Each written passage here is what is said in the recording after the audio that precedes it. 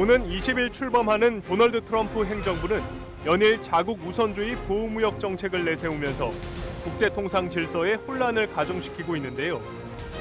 트럼프 행정부의 경제 정책과 대내외 경제 방향에 따른 국제통상 흐름에 큰 변화가 예상됩니다.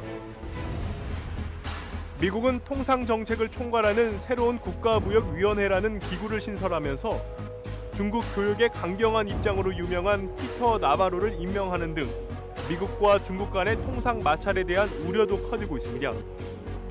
트럼프 당선인은 중국이 미국의 무역 수지 적자와 고용 감소의 원인이라며 중국을 환율 조작국으로 지정하고 높은 관세율을 부과해야 한다고 밝혔습니다. 미국과 중국의 통상 마찰과 환율 전쟁으로 양국 의존도가 높은 한국에도 미칠 파급 효과가 클 것으로 예상됩니다. 게다가 트럼프 당선인이 해외에서 생산돼 미국 본토로 수입되는 제품에 대해 고율 관세 부과를 경고한 상태입니다.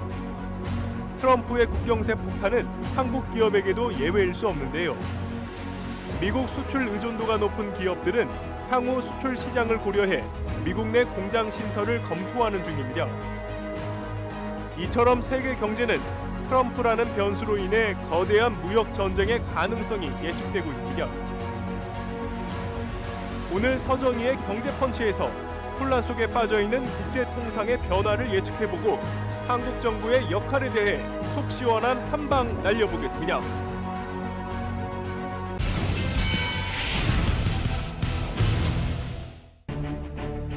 안녕하세요. 서정희의 경제펀치 서정희입니다. 한국 경제의 오늘과 내일을 고민하고 통쾌한 한방으로 문제점까지 해결해보는 경제펀치. 오늘 함께해 주실 분입니다. 최병일 한국국제통상학회장 모셨습니다. 안녕하세요. 안녕하세요. 반갑습니다.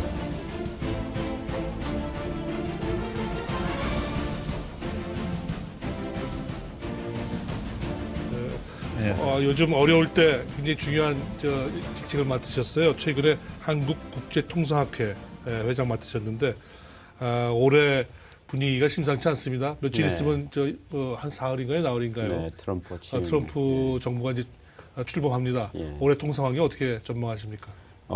금년 통상 환경은 심각한 이제 삼각파도가 치는 상황이다 이렇게 말씀드릴 수 있겠습니다.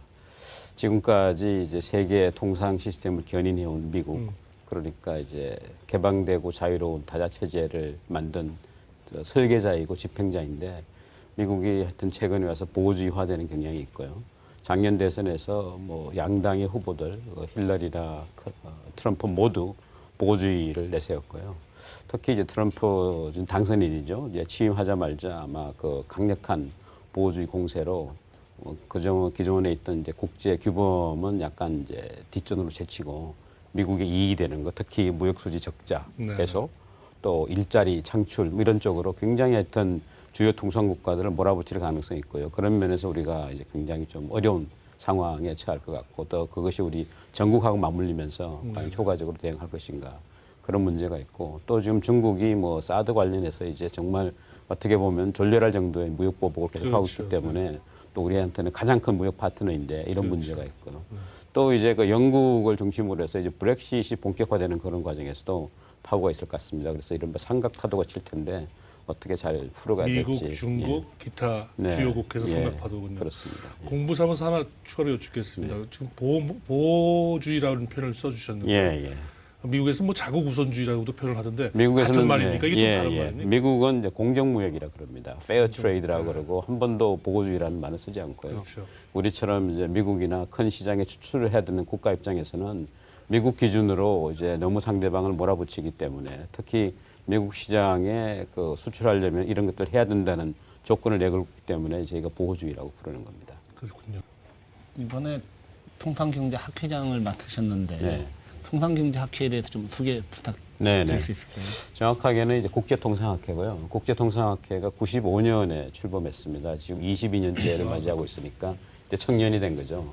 대한민국을 대표하는 통상학회고요. 지금 회원이 전국 국공립대학의 교수들 또 띵크탱크의 연구원들 해서 한 300여 분이 계시고 우리나라에서 이제 300여 명 정도의 국제통상 관련 경제학 분야 또 통상법률 분야 경영학 분야 또 국제정치까지 망라해서 뭐 이렇게 이제 연부역 강한 많은 분들이 활동을 하고 계십니다. 저희가 통상 정책에 대한 여러 가지 정책 대안을 제시를 하고요. 특히 금년 같은 경우에는 모두에 말씀드린 대로 통상 환경이 만만치 않기 때문에 거기에 대해서 특히 우리 지금 통상 대국이지 않습니까? 통상에 관한 G7인데 우리가 어떻게 하면은 지금 내수는 안 살아나고 통상 환경 어렵고 하는데 이것을 그대로 모멘트 이어나갈지 거기에 대한 좀 큰 그림을 그리고 정책 당국에 또 교감을 하면서 통상 한국의 그 비전을 다시 세우는 그런 역할을 할 각오로 하죠. 아주 중요할 때 맡으신 것 같아요. 네, 그런 것 같습니다. 오래 바쁘시겠습니다. 네, 네, 많이 좀 도와주십시오. 네.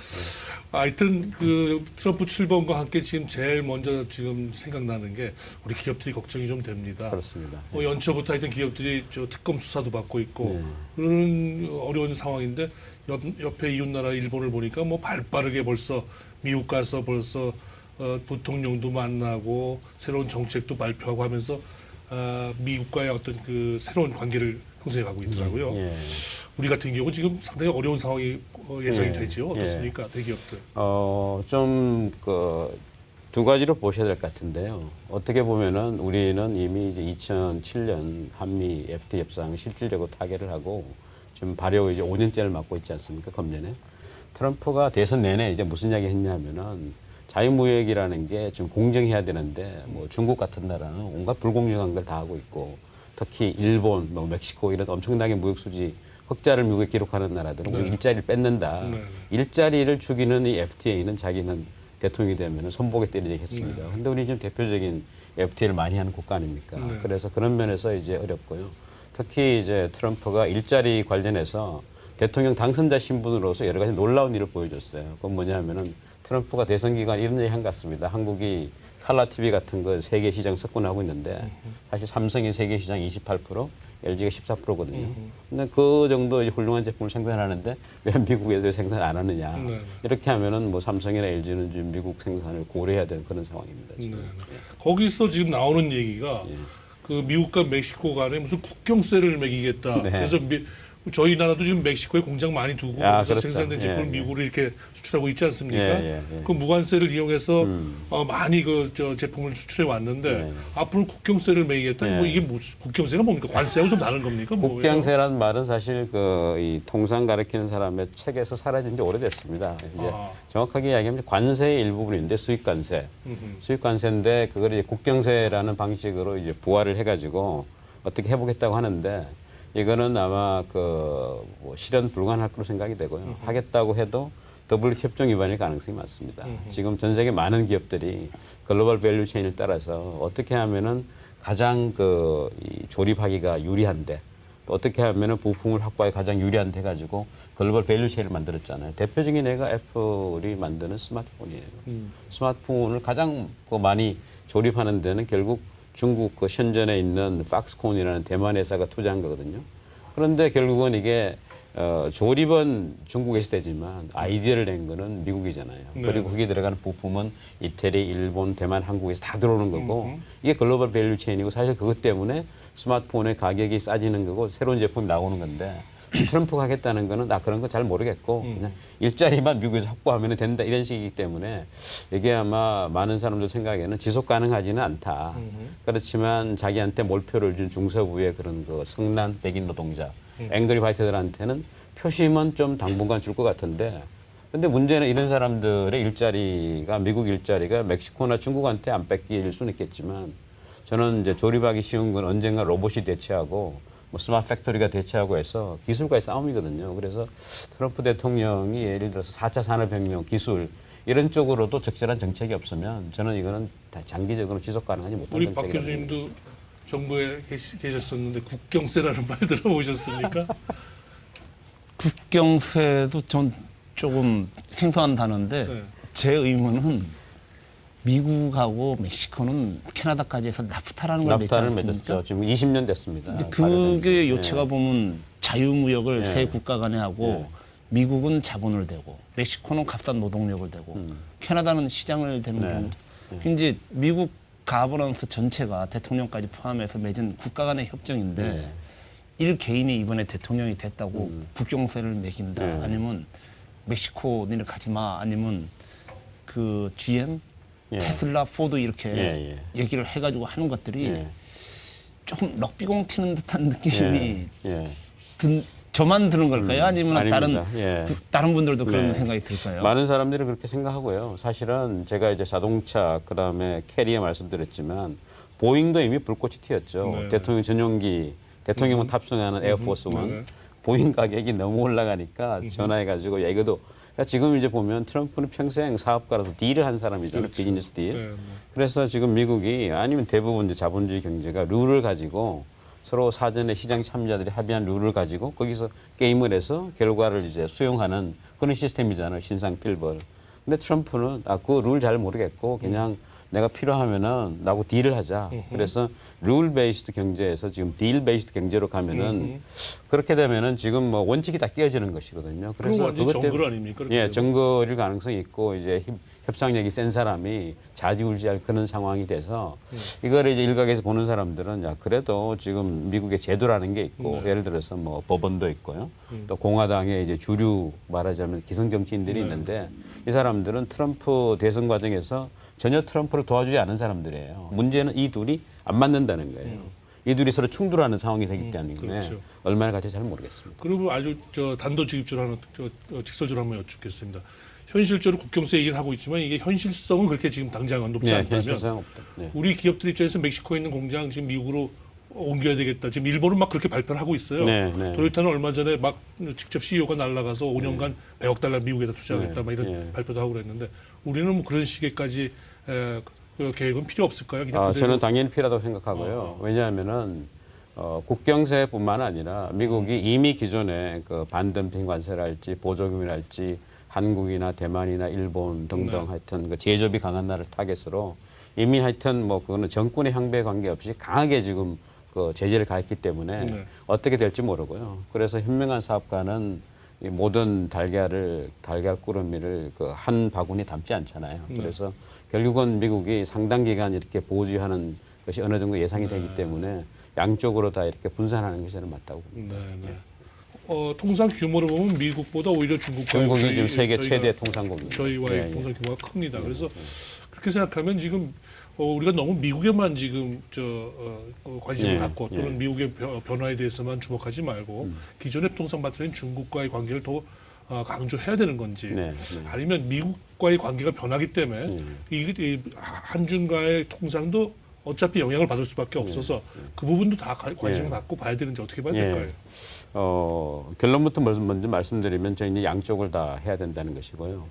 중국이 한 2, 3년 전부터 이제 세계에서 미국을 제치고 넘버원 통상 국가가 됐죠. 그리고 우리 전체 수출의 한 4분의 1 정도가 이제 중국을 가는데 문제는 중국으로 가는 4분의 1이 대부분 중국에 투자한 우리 기업들의 부품 내지 원자재 조달이에요. 굉장히 많은 부분. 그렇습니다. 그러니까 중국의 최종 소비자, 뭐 최근에 우리 화장품이라는 것들이 중국 소비자를 공략하지만 그래서 한 70%는 다시 중국에서 가공돼서 조립돼서 결국은 미국이나 EU로 다시 빠져나가는 그런 구조입니다. 그렇죠. 그러니까 그 구조를 생각을 하면은 만약에 미중이 크게 통상에서 붙으면은 그 불똥의 많은 부분 우리한테 이제 오게 돼 있고요. 그건 사실 우리나라뿐만 아니라 뭐 일본, 대만 다 거의 비슷한 형국입니다. 그래서 그런 면에서 이제 미중 통상 마찰이 어떻게 되든지 간에 그거는 사실 우리한테 직접적인 영향이 있다고 이제 관리를 해야 되는데 여기서 문제는 미국 입장에서 봤을 때 한국은 미국하고 같은 편이 아니라 중국 편이라는 그런 생각이 있어요.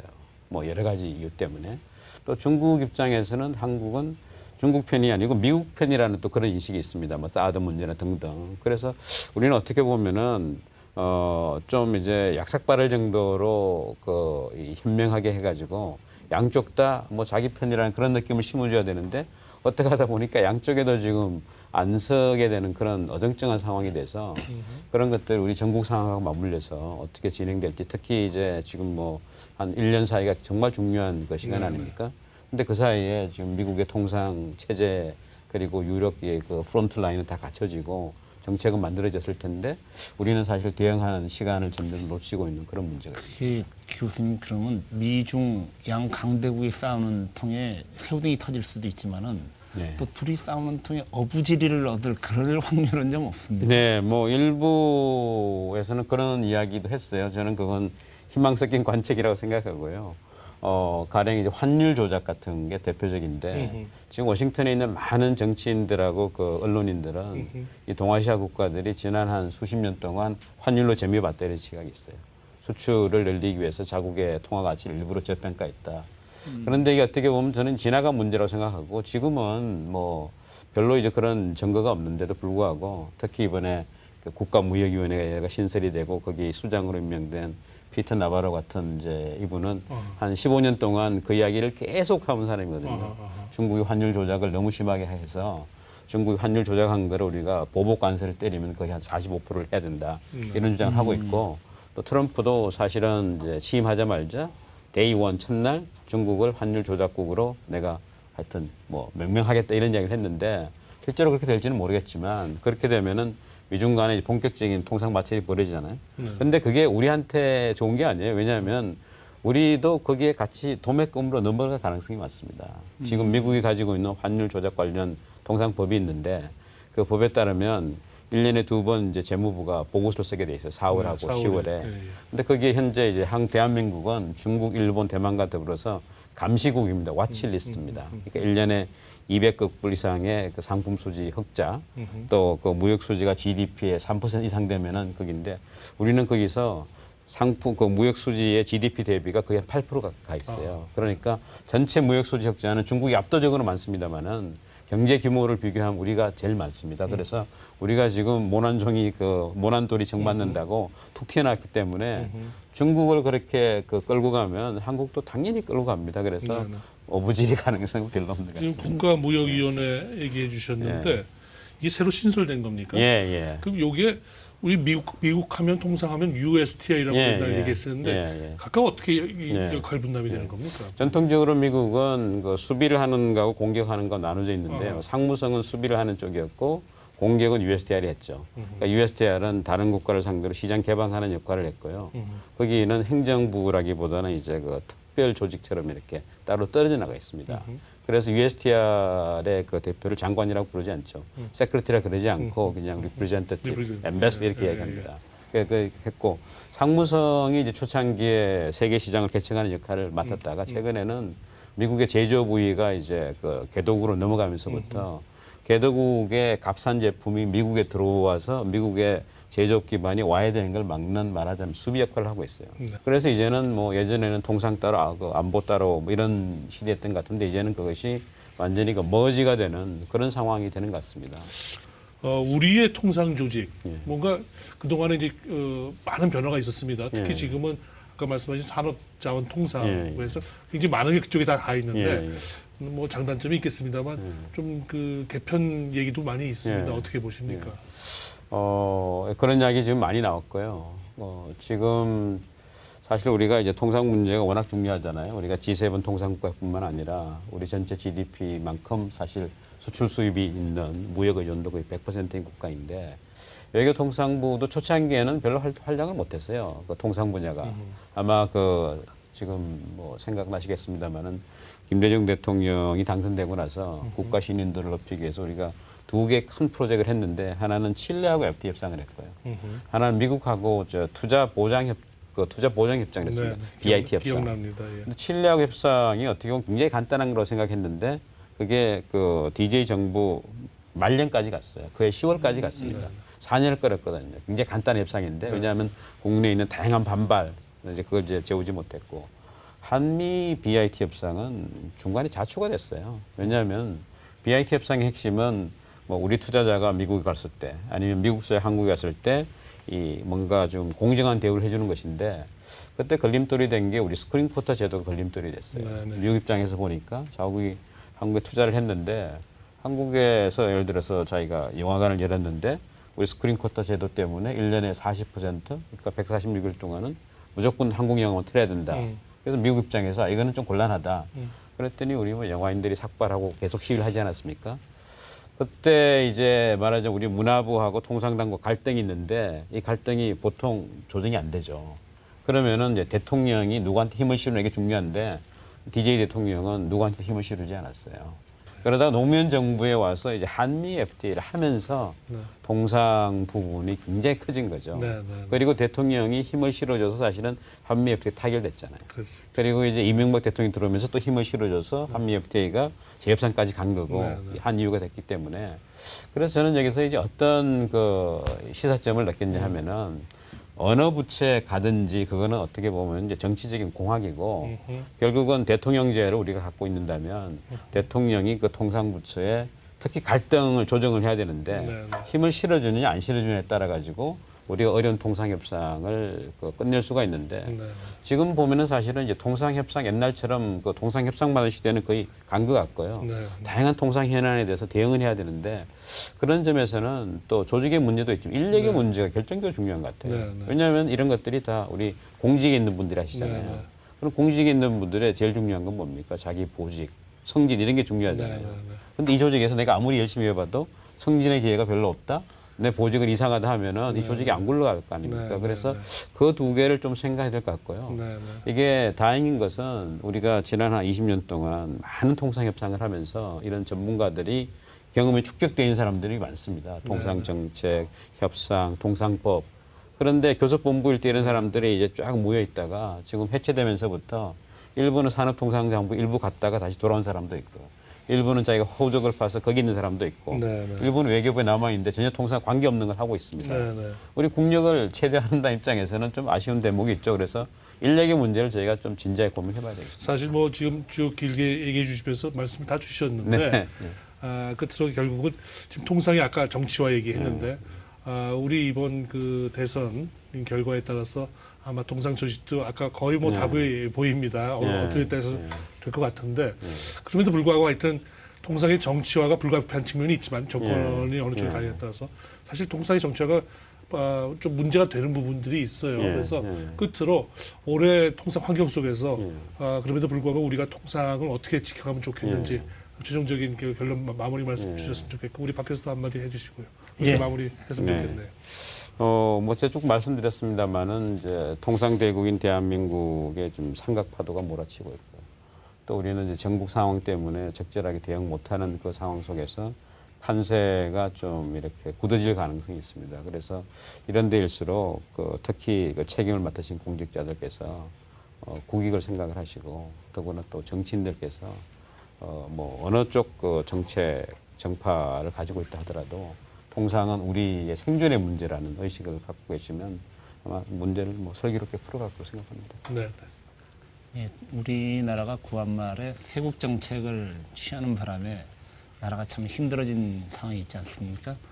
전통적으로 자유무역을 하느냐 아니면 보호무역으로 가느냐 이론적으로도 이제는 자유무역 쪽으로 가는 것으로 된 것 같은데 이 기회에 교수님 모시고 말씀 듣고 또 궁금한 거 여쭤볼 수 있어가지고 너무 좋았던 것 같습니다. 아, 저도 고맙습니다. 오늘 좋은 말씀 듣고 감사드리고요. 저희가 그 워룸이라는 게 있죠. 뭐 본래의 뜻은 전쟁 때 군 통수권자가 핵심 참모들과 함께 모여서 작전을 잘 짜고 이제 지휘하고 이제 통제하는 것인데 그게 본래 의미인데 요즘에 현대 경영학에서도 많이 쓰입니다. 기업들의 워룸도 있고 사실 뭐 우리 과거 정부에서도 위기 때마다 워룸이 있었던 것 같습니다. 요즘에 사실 선거 캠프가 곳곳에 차려지면서 선거 진영의 워룸들이 여기저기 생긴다고 합니다. 근데 올해 통상 환경을 말씀을 듣고 보니까 우리가 국가 전체 정부의 어떤 그 통상과 관련한 워룸이 생겨야 되는 거 아닐까 그런 생각을 해봅니다. 서정의 경제펀치 여기서 이만 인사드리겠습니다. 감사합니다.